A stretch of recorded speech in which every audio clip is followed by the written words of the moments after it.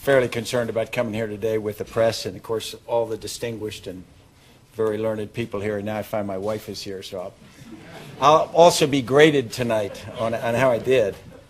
Now, it's an honor for me to be here, and I'd like to thank you for letting me take the time. And I'd like to thank my hosts, of course, but I'd also like to thank all the dignitaries who took time to be here today, and everybody who takes time, because I think this is an extraordinarily important subject. I mean, we've got young people, not just coalition young people, but we've got young Afghans who are out in the field today, and they depend upon the decisions and the analysis we do. So I think taking the time to talk and think about it is always time well spent, so I thank you for that.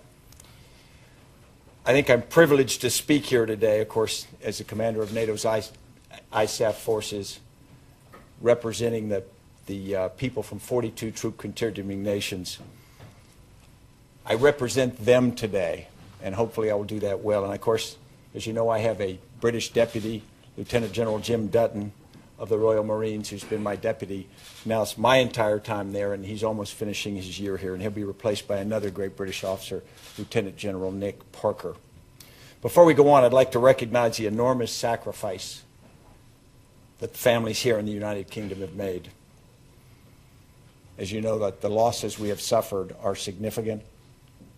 Those who have fallen and those who have suffered life-changing injuries, and then those who have also given parts of their life just from being away from family, those are significant. And I am in awe of the performance of the British brothers that I have been for a number of years now, honored to work together. Okay, I'm humbled to be here because, as you know, that the kind of people who have been talking here, Prime Minister Gordon Brown, President Zardari, who expressed their views on this complex subject.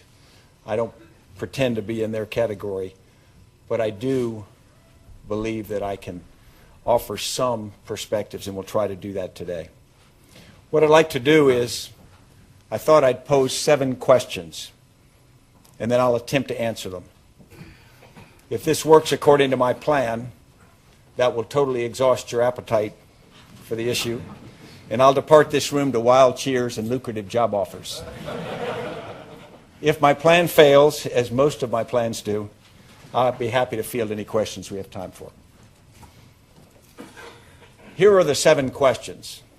The first is, what is the right approach to use in Afghanistan? The second, what exactly is the environment we're operating in? The third, what's the current situation?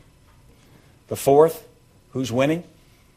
The fifth, it's been 8 years, why isn't it better? The sixth, can we succeed? And the seventh, why bother?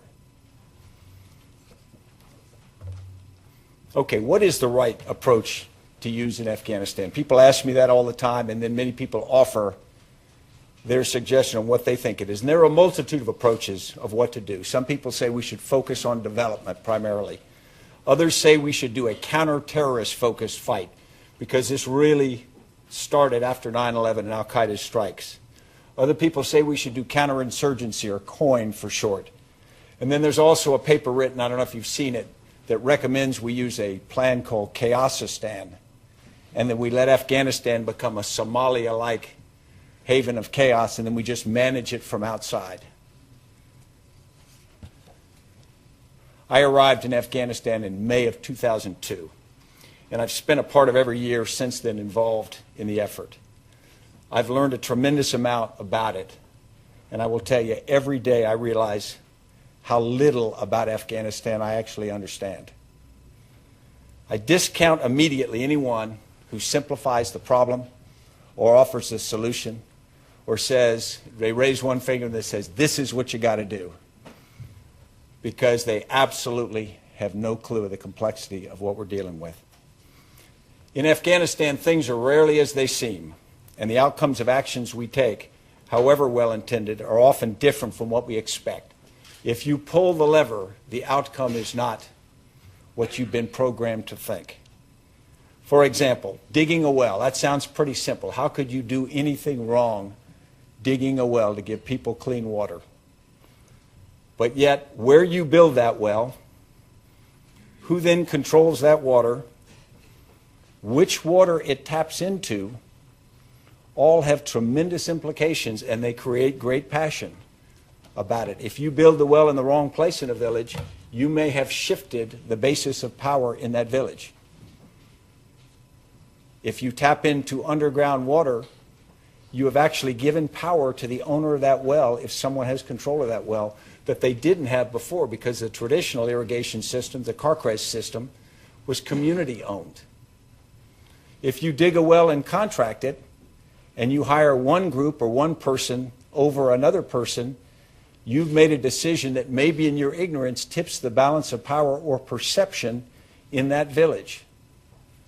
So with a completely altruistic effort of building a well, you can create divisiveness, you can give the impression that you from the outside don't understand what's going on, you can give the impression that you have sided with one element or another, and all you tried to do is give water. There's another complexity that people don't understand, and military have got to learn this, and I call it coin or counterinsurgency math. Intelligence will normally tell us how many insurgents are operating in an area. And let's say that there are 10 insurgents in an area, and a military operation's done, and two of those insurgents are killed. Now you figure out how many insurgents do you have left. Traditional math would say you have 8 left. You might not. You might only have 2 left, because 6 of the living 8 might have said, this is getting dangerous, the insurgency business, so I'm going to do something else. So you might be down to 2. You're more likely up to 20, because everyone that you killed has a brother, has a father, has a son, and has friends. And they don't necessarily think that you killed them because they were doing something wrong. It doesn't matter. You killed them. And so suddenly you may have 20. So suddenly the calculus of military operations is very, very different. And yet we're asking young corporals, sergeants, lieutenants to make those kinds of calculations, requiring them to understand the situation. And they have to. There's no simple workaround. But it's that complex. Where you build the well, what military operations you run, who you talk to. Everything you do is part of a complex system with expected outcomes, unexpected outcomes, desired outcomes, undesired outcomes, and then outcomes you never even know about. But they are outcomes. I found in my experience that the best answers and approaches may be counterintuitive, i.e. the opposite of what it seems like you ought to do is what ought to be done. So when I'm asked the question of what approach should we take in Afghanistan, I say humility. Second question, what environment are we operating in? It starts with a couple of generally accepted truths about Afghanistan that we all know to be true. It's a graveyard of empires. Afghanistan has never been ruled by a strong